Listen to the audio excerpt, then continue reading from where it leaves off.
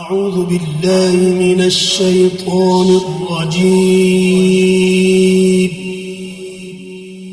بسم الله الرحمن الرحيم. سيقول السفهاء من الناس ما ولاهم عن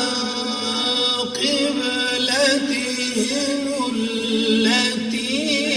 كانوا عليها.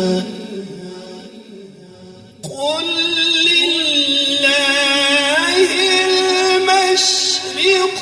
والمغرب يهدي من يشاء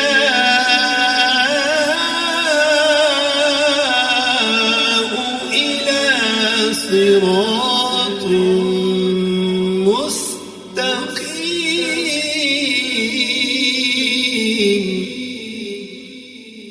وكذلك جعلناكم أمة وسطا لتكونوا شهداء على الناس ويكون الرسول عليكم شهيدا. وما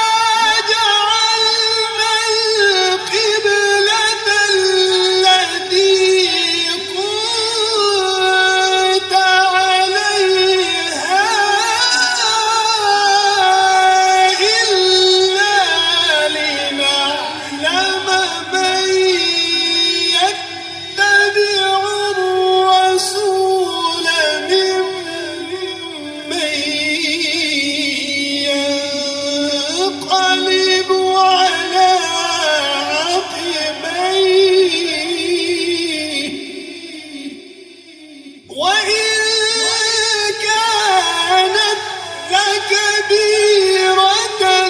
إلا على الذين هدى الله.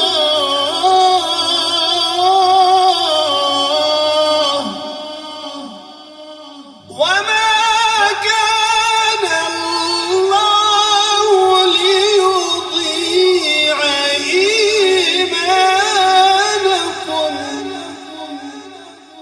إن الله بالناس لرءوف رحيم. قد نرى تقلب وجهك في السماء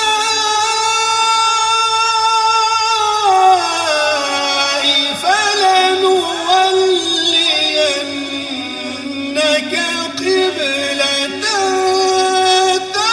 ترضاها فول وجهك شطر المسجد الحرام. وحيث ما كنتم فولوا وجوهكم شطره. وإن الذين أوتوا الكتاب ليعلمون أنه الحق من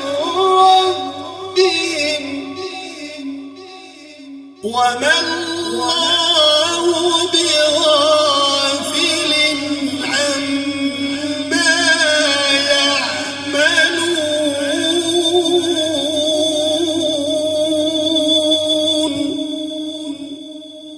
ولئن أتيت الذين أوتوا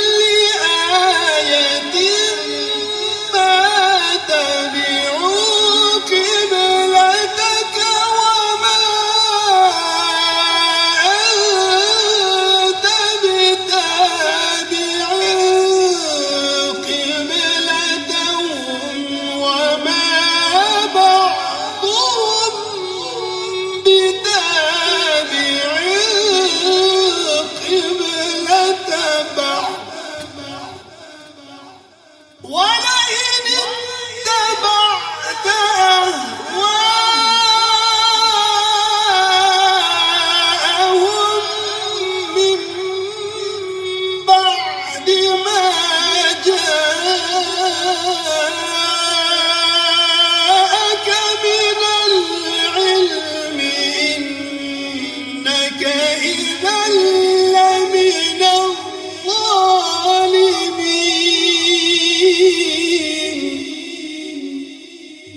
الذين آتيناهم الكتاب يعرفونه كما يعرفون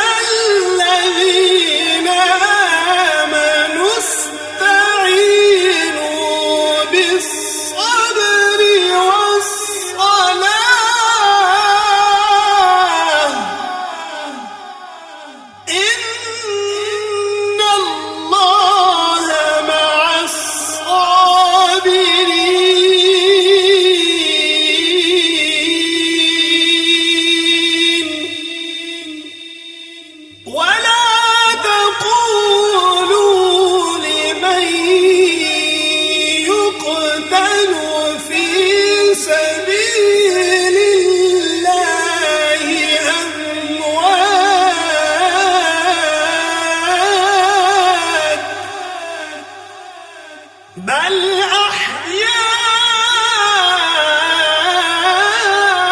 أحياء ولكن لا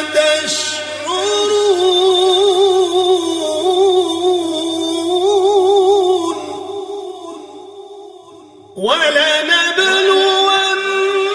ولنبلونكم بشيء من الخوف والجوع ونقص من الأموال والأنفس والثمرات وبشر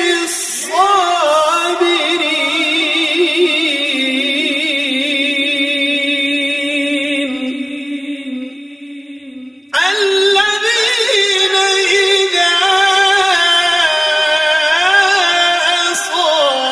أصابتهم مصيبة قالوا إنا لله وإنا إليه راجعون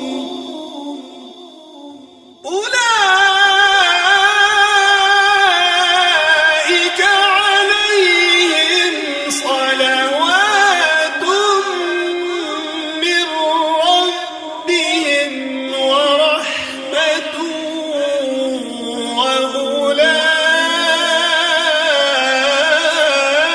وأولئك هم المهتدون إن الصفا والمروة من شعائر الله فمن حج البيت أو اعتمر فلا جناح عليه أن يطوف بهما ومن تطوع خيرا فإن الله شاكر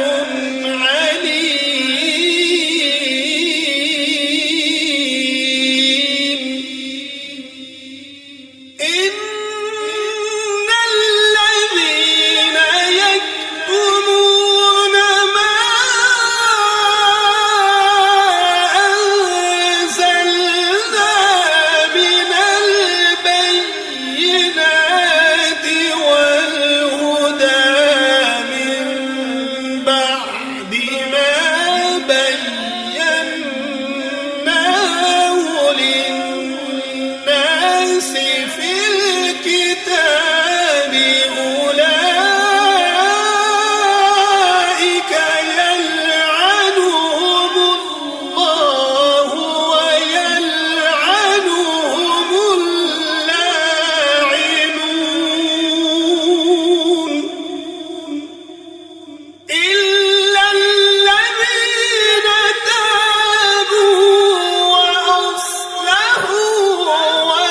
وبينوا فأولئك أتوب عليهم وأنا التواب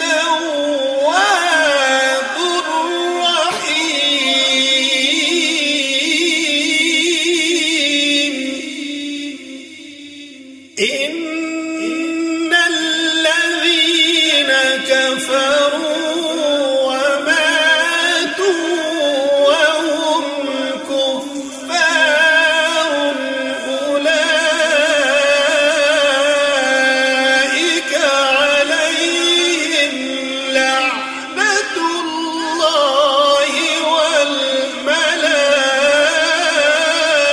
والملائكة والناس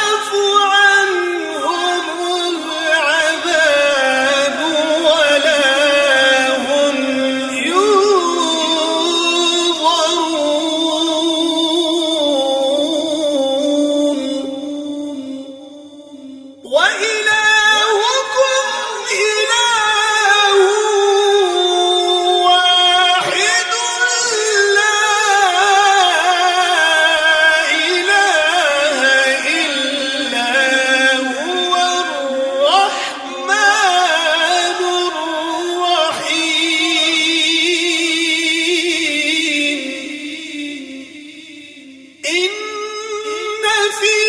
خلق السماوات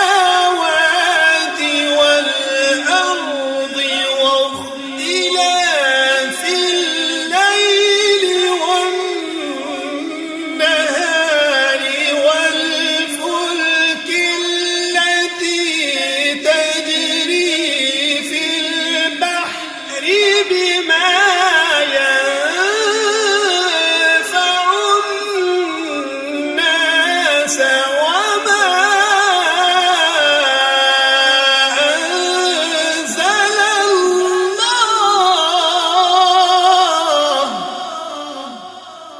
وما أنزل الله من السماء من ماء فأحيا به الأرض بعد موتها وبث فيها من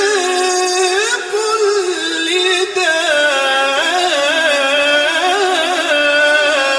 دابة وتصريف الرياح والسحاب المسخر بين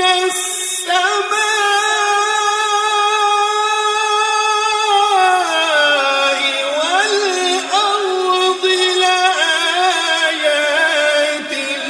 لقوم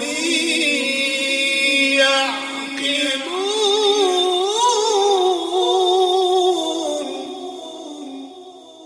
ومن الناس من يتخذ من دون الله أندادا يحبونهم كحب الله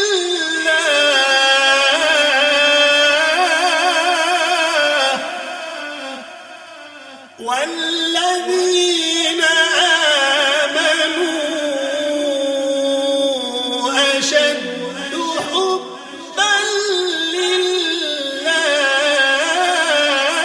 لله ولو يرى الذين ظلموا إذ يرون العذاب أن القوة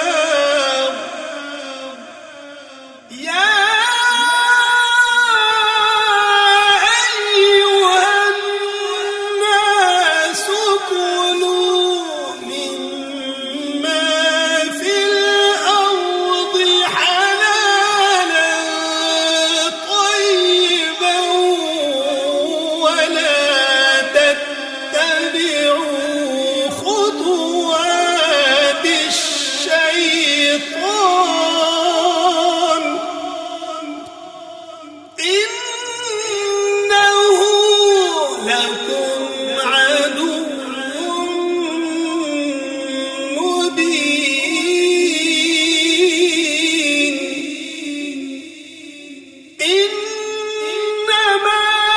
يأمركم بالسوء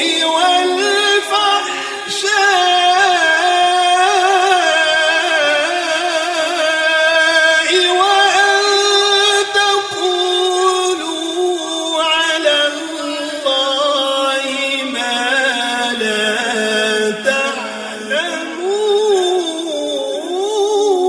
تعلمون وإذا قيل لهم اتبعوا ما أنزل الله قالوا بل نتبع ما ألفينا عليه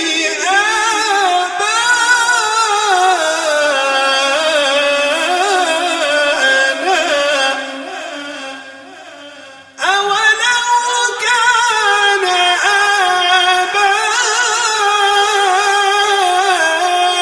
آباؤهم لا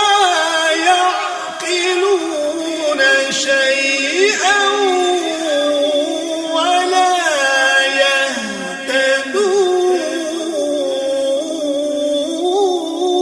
يهتدون ومثل الذين كفروا كمثل الذي ينعق بما لا يسمع إلا دعاء ونداء صم بكم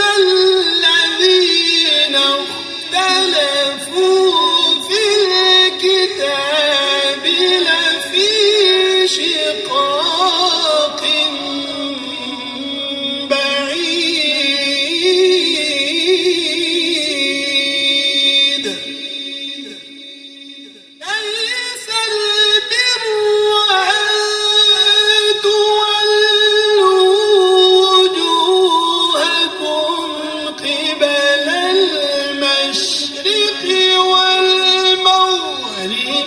ولكن البر من آمن بالله واليوم الآخر من آمن بالله واليوم الآخر والملائكة والكتاب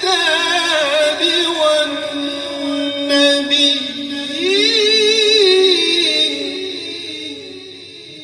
وآتى المال على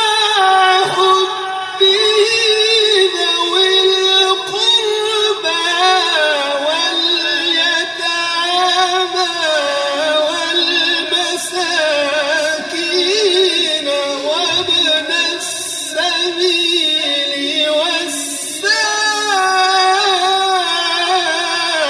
والسائلين وفي الرقاب وأقام الصلاة وآتى الزكاة والموفون بعهدهم إذا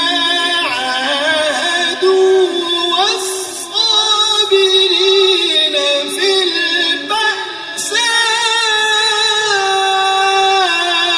البأساء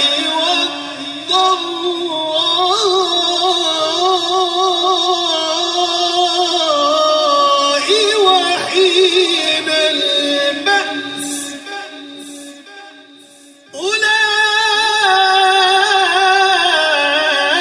أولئك الذين صدقوا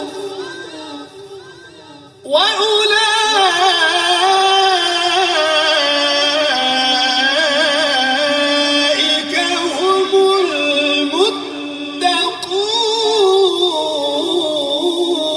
المتقون يا أيها الذين آمنوا كتب عليكم القصاص في القتلى الحر بالحر والعبد بالعبد والأنثى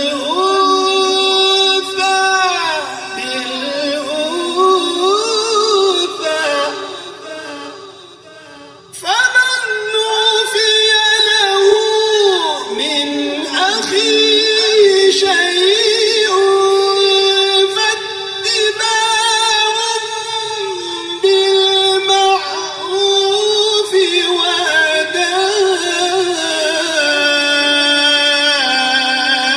وأداء إليه بإحسان ذلك تخفيف من ربكم ورحمة فمن اعتدى بعد ذلك فله عذاب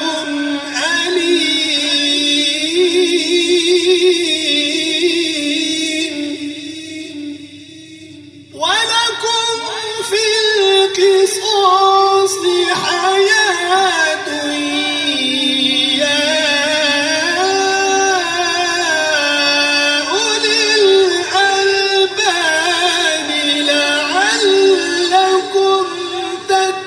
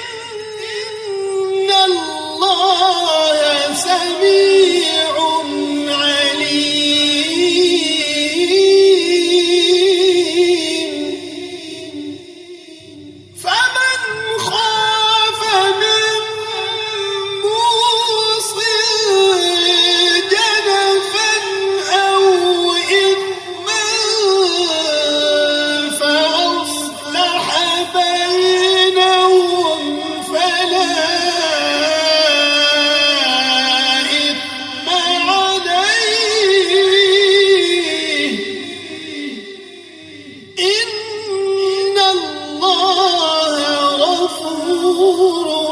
رحيم.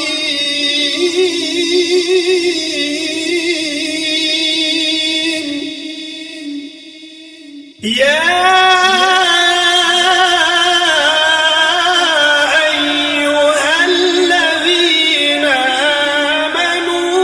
كتب عليكم الصيام كما كتب على الذين من قبلكم لعلكم تتقون.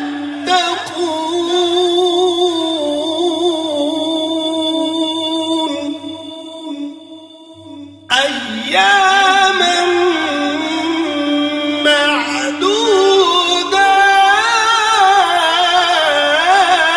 معدودات، فمن كان منكم مريضا أو على سفر فعدة من أيام أخر، وعلى الذين يطيقونه فدية طعام مسكين،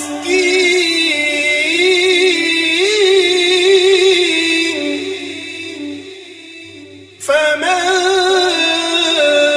تطوع خيرا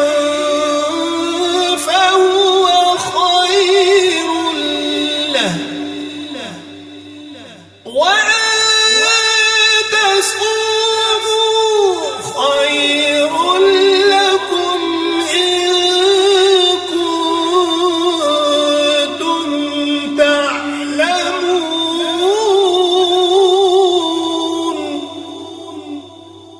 شهر رمضان الذي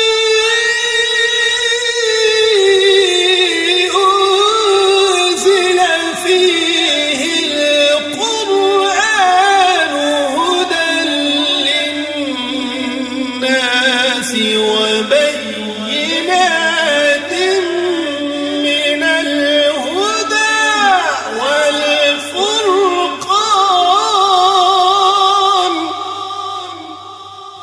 فمن شهد منكم الشهر فليصم، ومن كان مريضا أو على سفر فعدة من أيام أخر.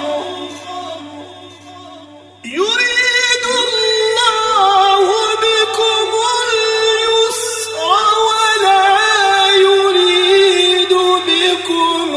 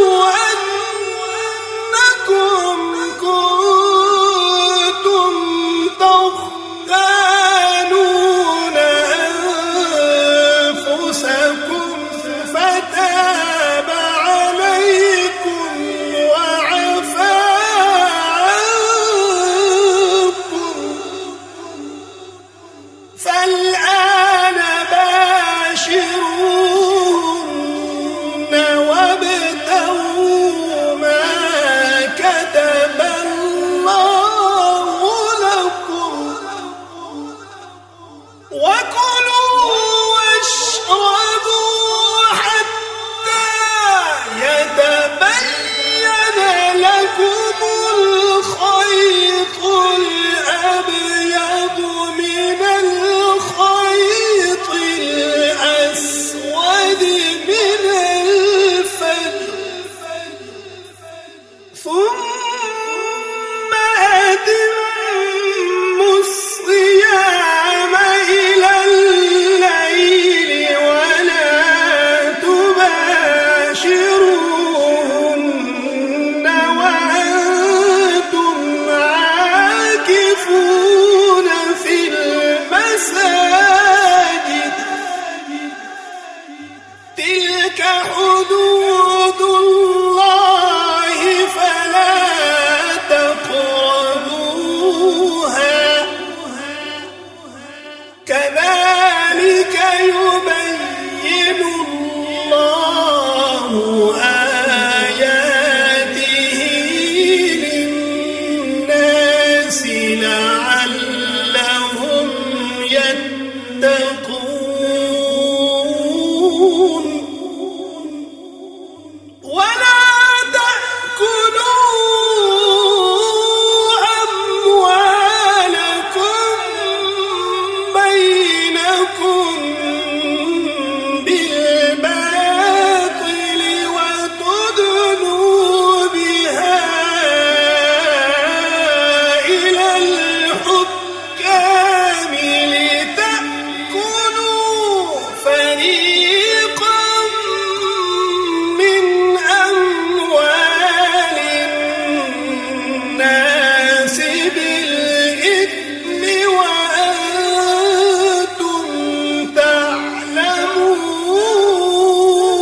تعلمون يسألونك عن الأهلة قل هي مواقيت للناس والحج وليس البر بأن تأتوا البيوت من ظهورها ولكن البر من اتقى وأتوا البيوت من أبوابها واتقوا الله لعلكم تفلحون وقاتلوا في سبيل الله الذين يقاتلونكم ولا تعتدوا إن الله لا يحب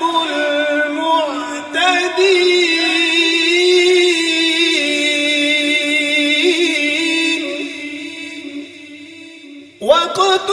واقتلوهم حيث ثقفتموهم وأخرجوهم من حيث أخرجوكم والفتنة أشد من القتل ولا تقاتلوهم عند المسجد الحرام حتى يقاتلوكم فيه فإن قاتلوكم فاقتلوهم كذلك جزاء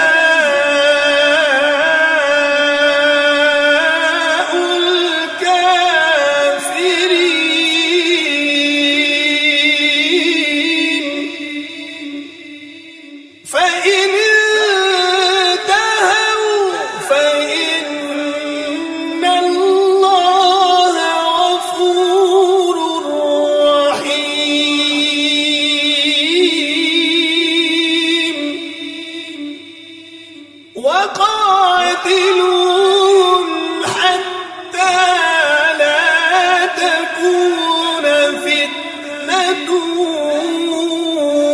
ويكون الدين لله.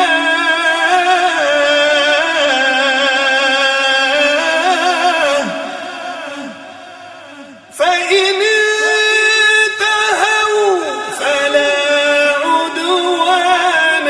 إلا على الظالمين.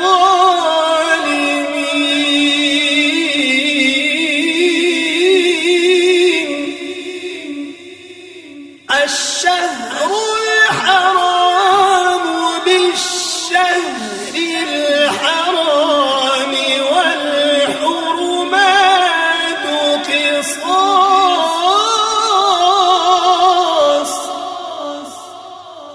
فمن اعتدى عليكم فاعتدوا عليه بمثل ما اعتدى عليكم، واتقوا الله واعلموا أن الله مع المتقين.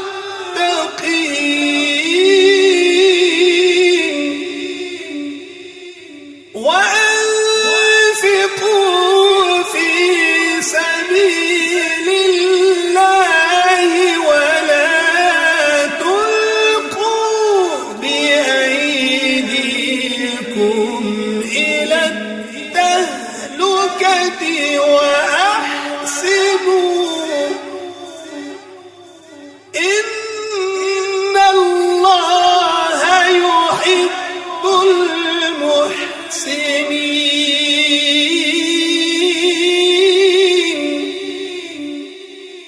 وأتموا الحج والعمرة لله،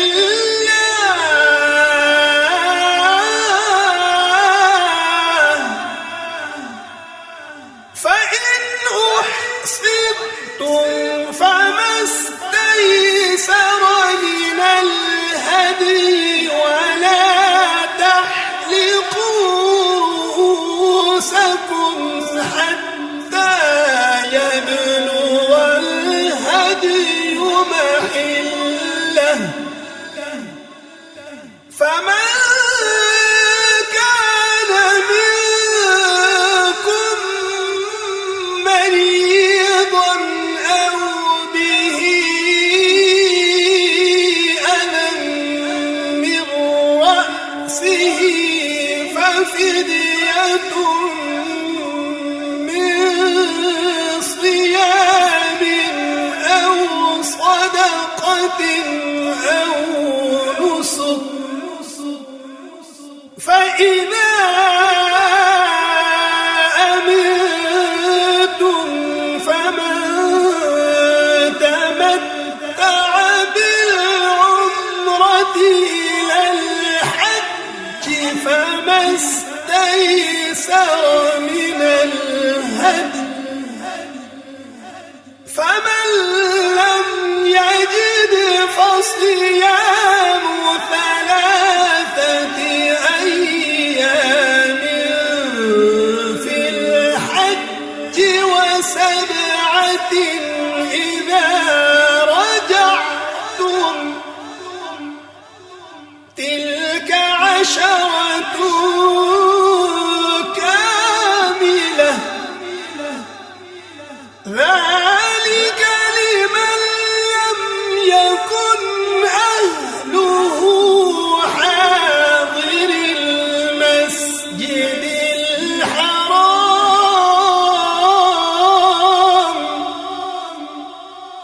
واتقوا الله واعلموا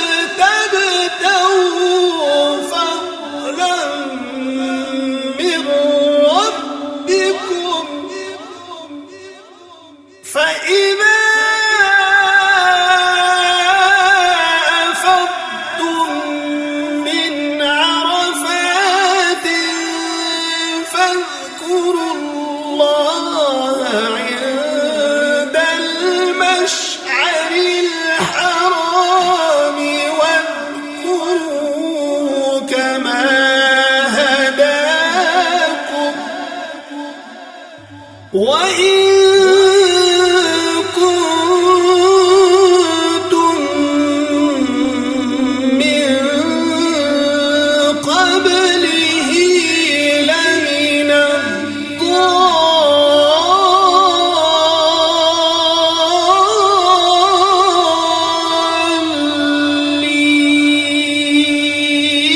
الضالين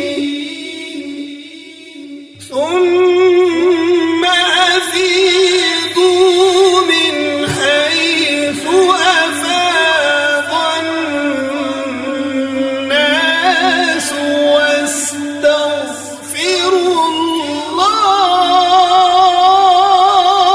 الله إن الله غفور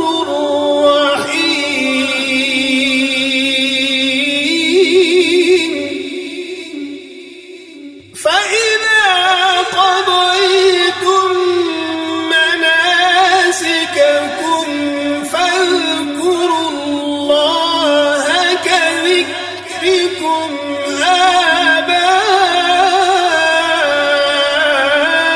آباءكم أو أشد ذكرا فمن الناس من يقول ربنا آتنا في الدنيا وما له في الآخرة من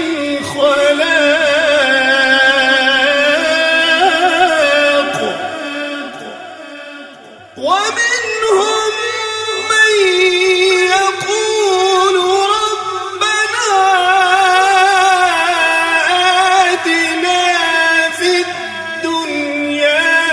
حسنة وفي الآخرة حسنة وقنا عذاب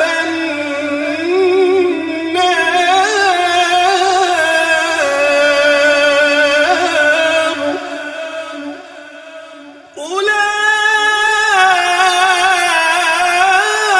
أولئك لهم نصيب مما كسبوا والله سريع الحساب واذكروا الله في أيام معدودات فمن تعجل في يومين فلا إثم عليه ومن تأخر فلا إثم عليه لمن اتقى واتقوا الله واعلموا أنكم إليه تحشرون ومن الناس من يعجبك قوله في الحياة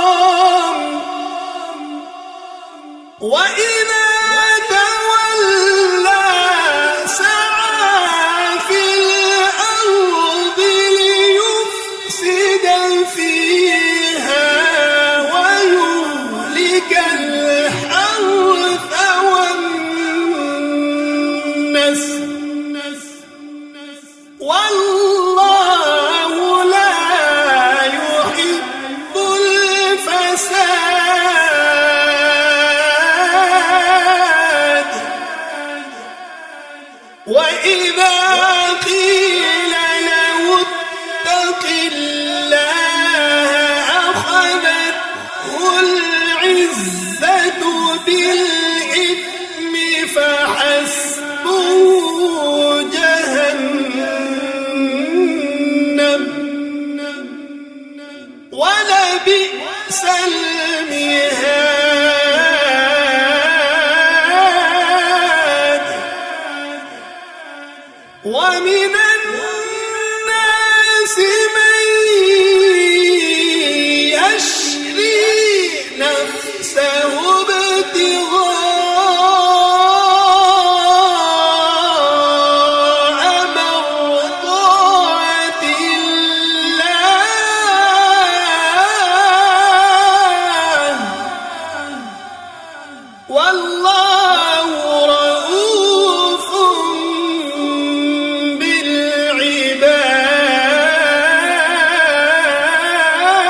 بالعباد يا أيها الذين آمنوا ادخلوا في السلم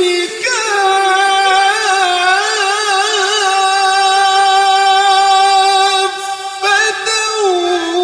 ولا تتبعوا خطوات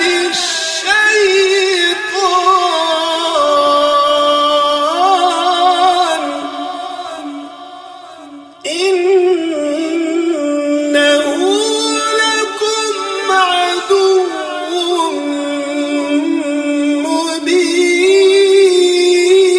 مبين فإن زللتم من بعد ما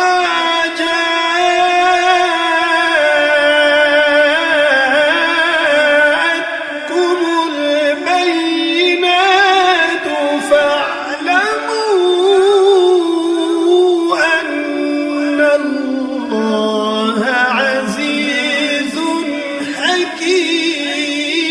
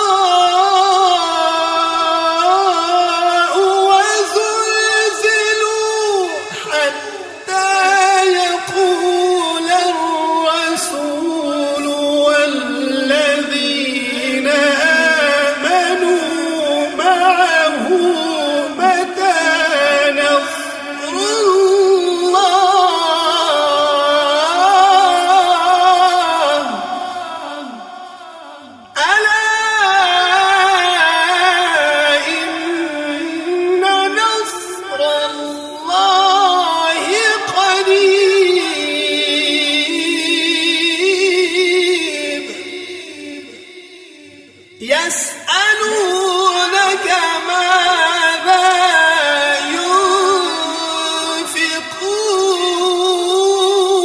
ينفقون قل ما أنفقتم من خير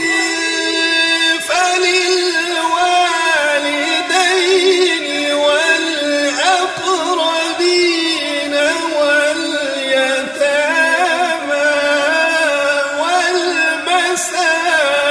والمساكين وابن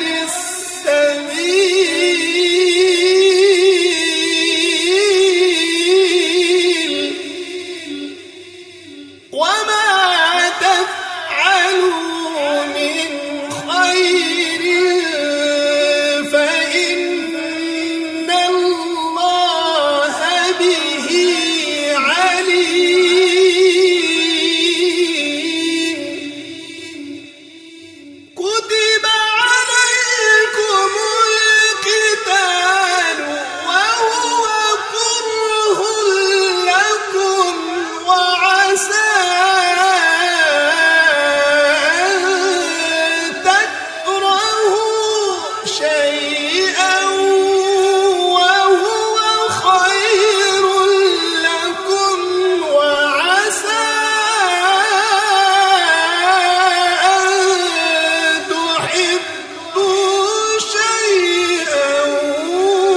وهو شر لكم والله يعلم وأنتم لا تعلمون يسألونك عن الشهر الحرام قتال فيه قل قتال فيه كبير وصد عن سبيل الله وكفر به والمسجد الحرام وإخراج أهله منه أكبر عند الله والفتنة أكبر من القتل ولا يزالون يقاتلونكم حتى يردوكم عن دينكم إن استطاعوا ومن يرتد منكم عن دينه فيمت وهو كافر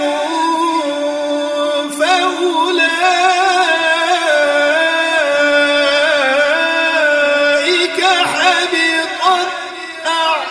أعمالهم في الدنيا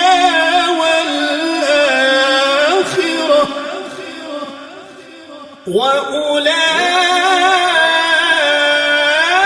وأولئك أصحاب النار هم فيها خالدون إن الذين آمنوا والذين هاجروا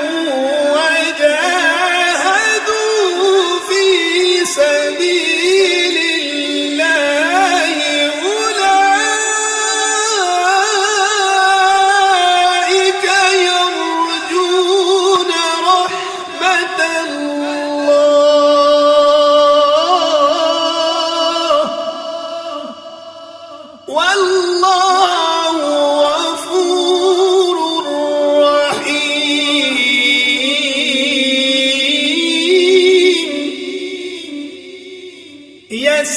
يسألونك عن الخمر والميسر قل فيهما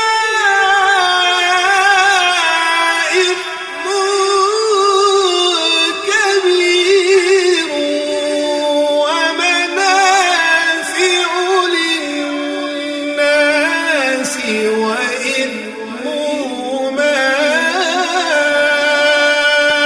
أكبر من نفعهما ويسألونك ماذا ينفقون قل العفو كذلك يبين الله لكم الآيات لعلكم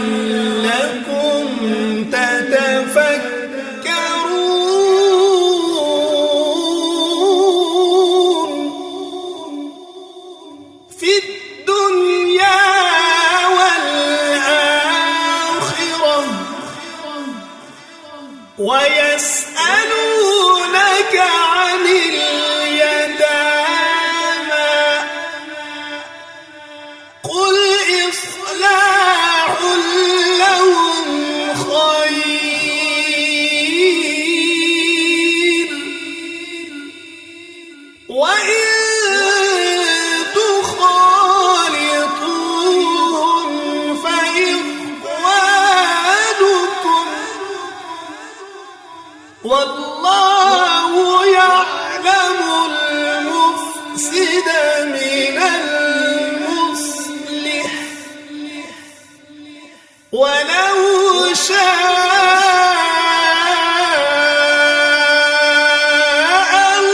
الله لأعنتكم إن الله عزيز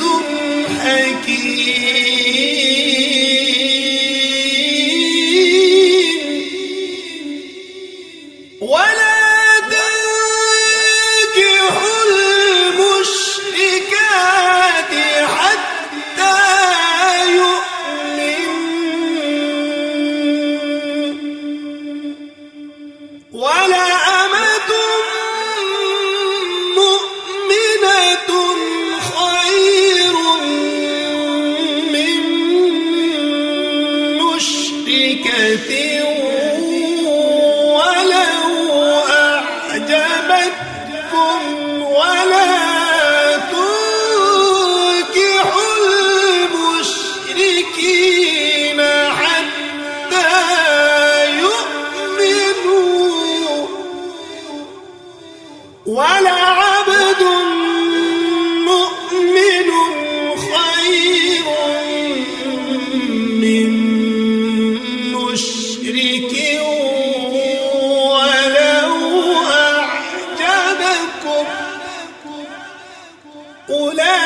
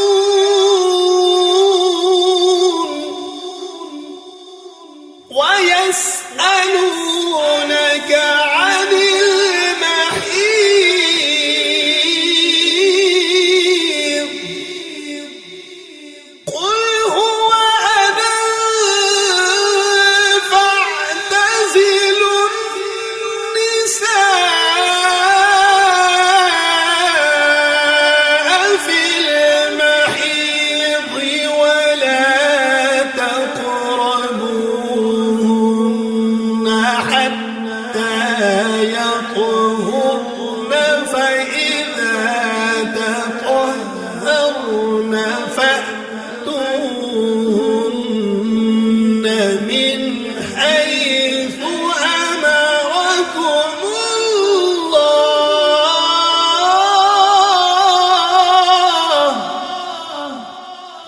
إن الله يحب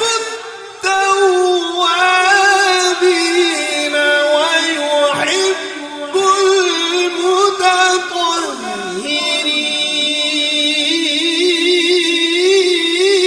المتطهرين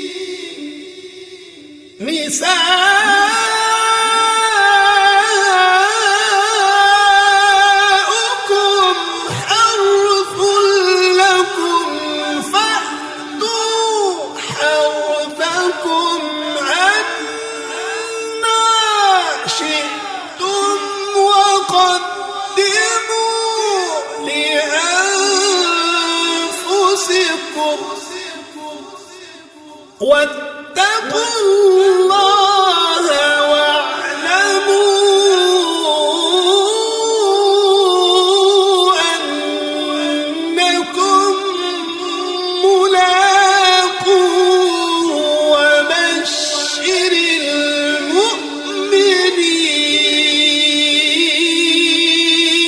المؤمنين ولا تجعلوا الله عرضة لأيمانكم أن تبروا وتتقوا وتصلحوا بين الناس والله سميع عليم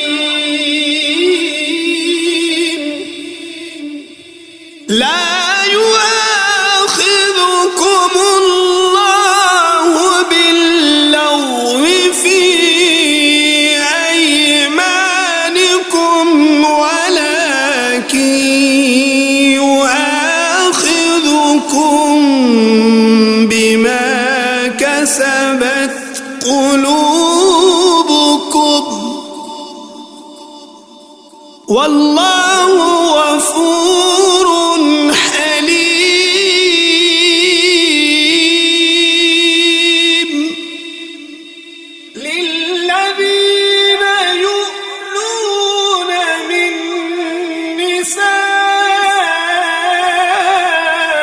نسائهم تربص أربعة أشهر فإن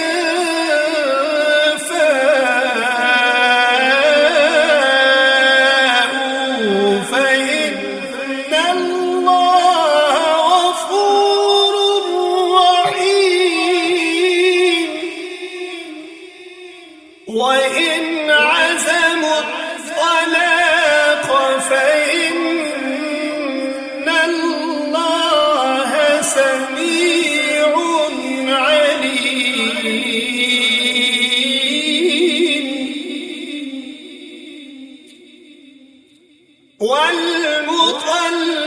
والمطلقات يتربصن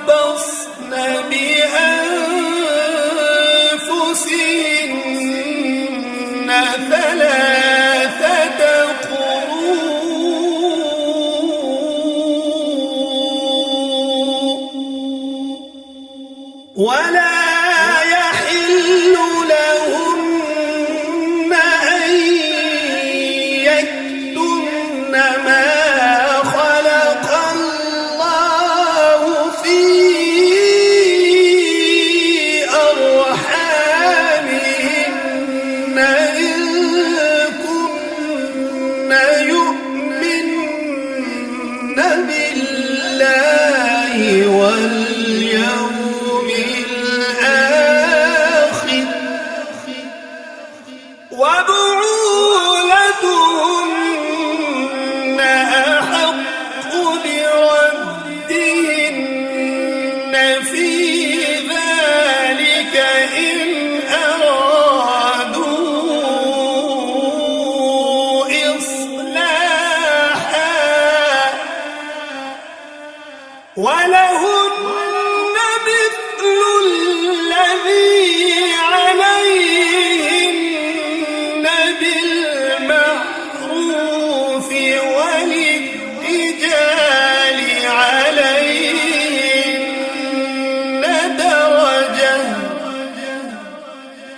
والله عزيز حكيم.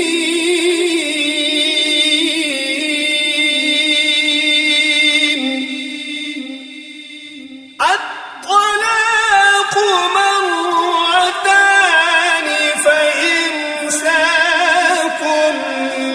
بمعروف أو تسريح بإحسان. ولا يحل لكم أن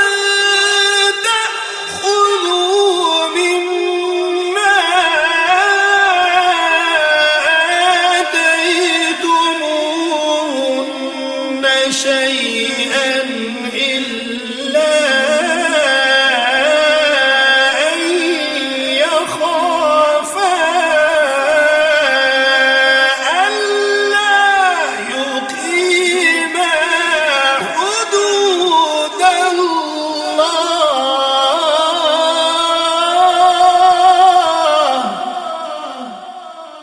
فإن خفتم ألا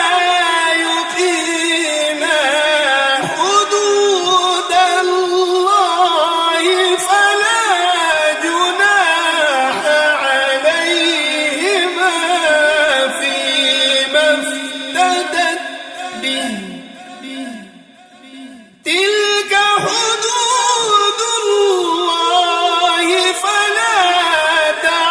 تعتدوها ومن يتعد حدود الله فأولئك هم الظالمون.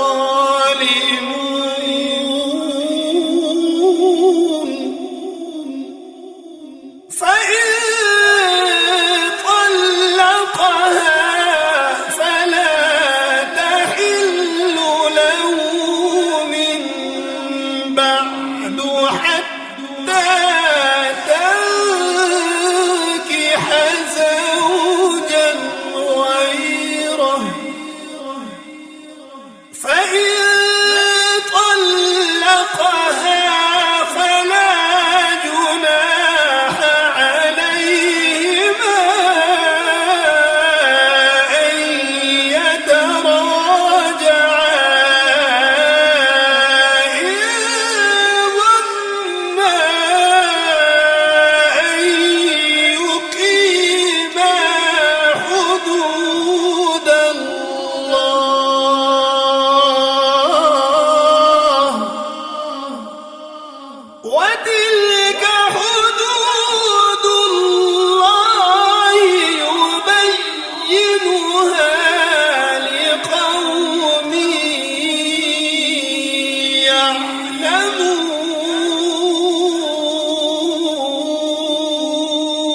يعلمون. وإذا طلقتم النساء فبلغن أجلهن فأمسكوهن بمعروف أو سرحوهن بمعروف ولا تمسكوهن ضرارا لتعتدوا. ومن يفعل ذلك فقد ظلم نفسه. ولا تتخذوا آيات الله هزوا واذكروا نعمة الله عليكم وما أنزل عليكم من الكتاب والحكمة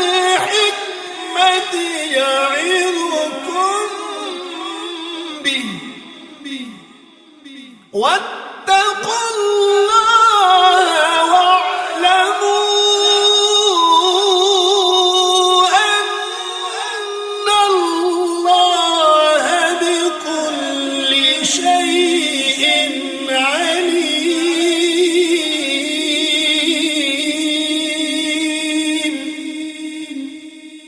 وإذا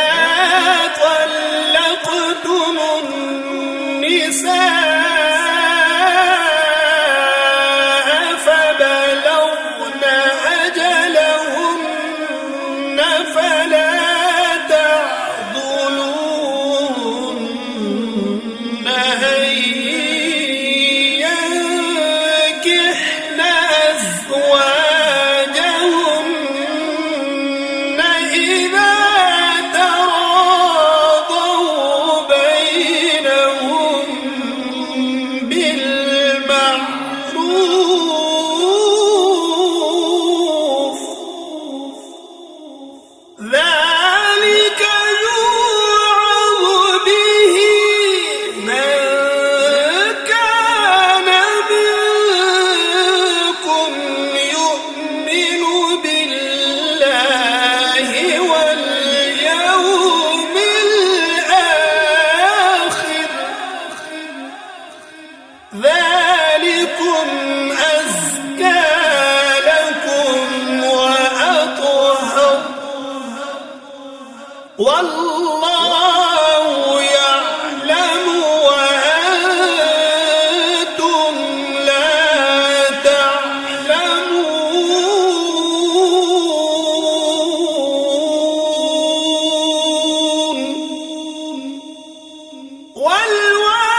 والوالدات يرضعن أولادهن حولين كاملين لمن أراد أن يتم الرضاعة. وعلى المولود له رزقهن وكسوتهن بالمعروف. لا تكلف نفس إلا وسعها. لا تضار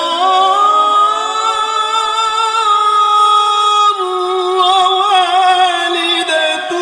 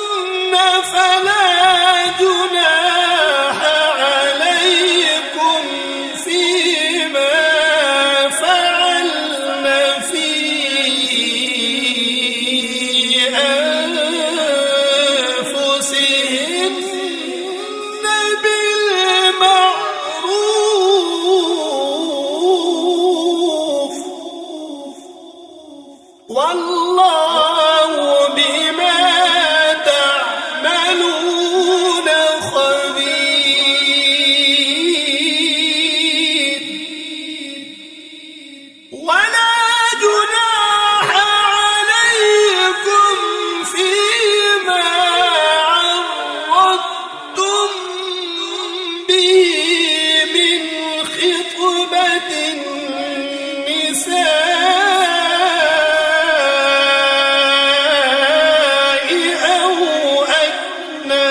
أكننتم في أنفسكم علم الله أنكم ستذكرونهن ولكن لا تواعدوهن سرا إلا أن تقولوا قولا معروفا ولا تعزموا عقدة النكاح حتى يبلغ الكتاب أجله واعلموا أن الله يعلم ما في أنفسكم فاحذروه واعلموا أن الله غفور حليم لا جناح عليكم إن طلقتم النساء ما لم تمسوهن أو تفرضوا لهن فريضة ومتعوهن على الموسع قدره وعلى المقتر قدره متاعا بالمعروف حقا على المحسنين وإن طلقتموهن من قبل أن تمسوهن وقد فرضتم لهن فريضة فنصف ما فرضتم إلا أن يعفون أو يعفو الذي بيده عقدة النكاح وأن تعفوا أقرب للتقوى ولا تنسوا الفضل بينكم إن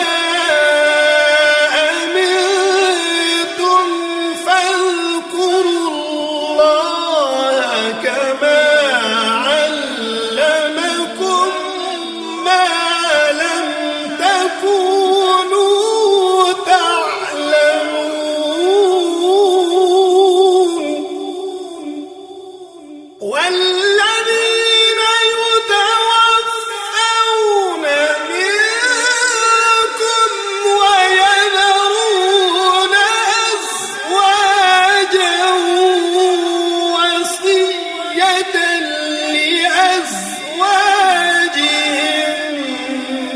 متاعا إلى الحول غير إخراج فإن خرجنا فلا جناح عليكم فيما فعلن في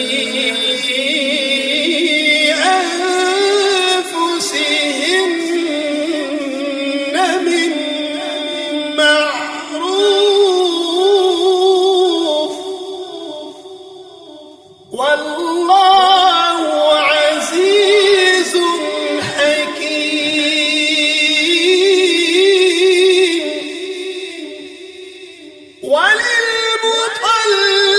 وللمطلقات متاع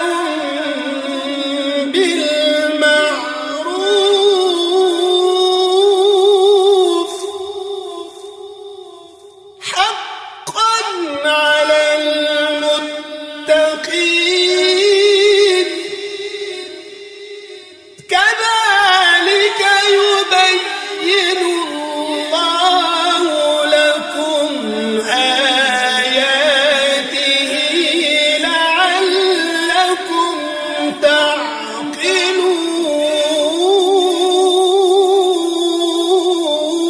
تعقلون ألم تر إلى الذين خرجوا من ديارهم وهم ألوف حذر الموت فقال لهم الله موتوا ثم أحياهم إن الله لذو فضل على الناس ولكن أكثر الناس لا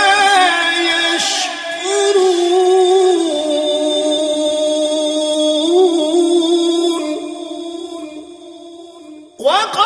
وقاتلوا في سبيل الله واعلموا أن الله سميع عليم من ذا الذي يقرض الله قرضا حسنا فيضاعفه له أضعافا كثيرة والله يقبض ويبسط وإليه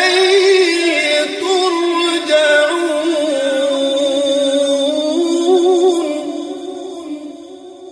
ألم تر إلى الملأ من بني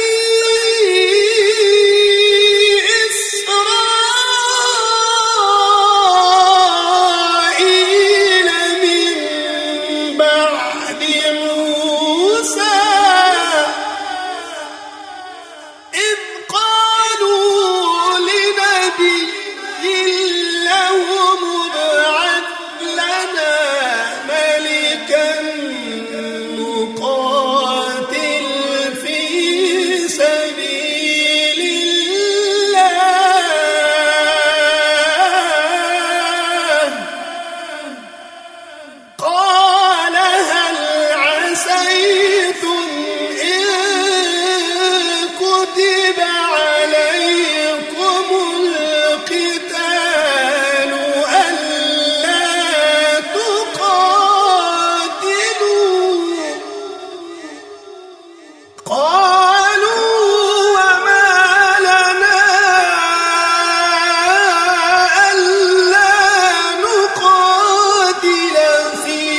سبيل الله وقد أخرجنا من ديارنا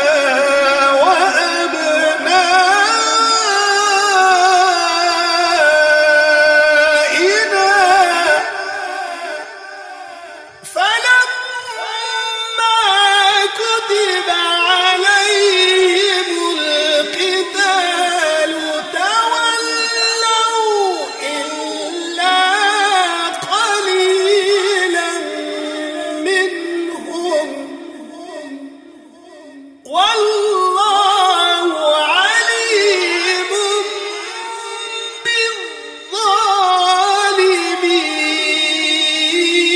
بالظالمين وقال لهم نبيهم إن الله قد بعث لكم طالوت ملكا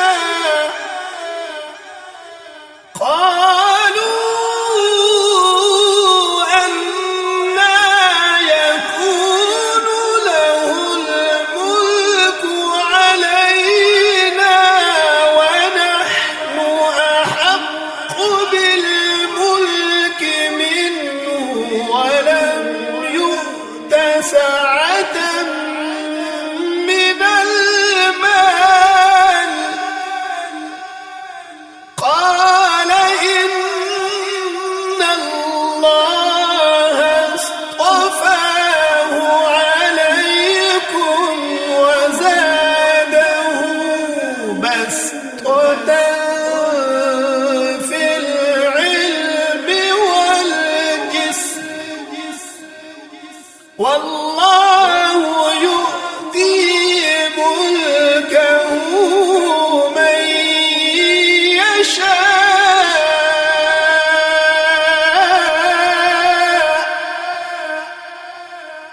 والله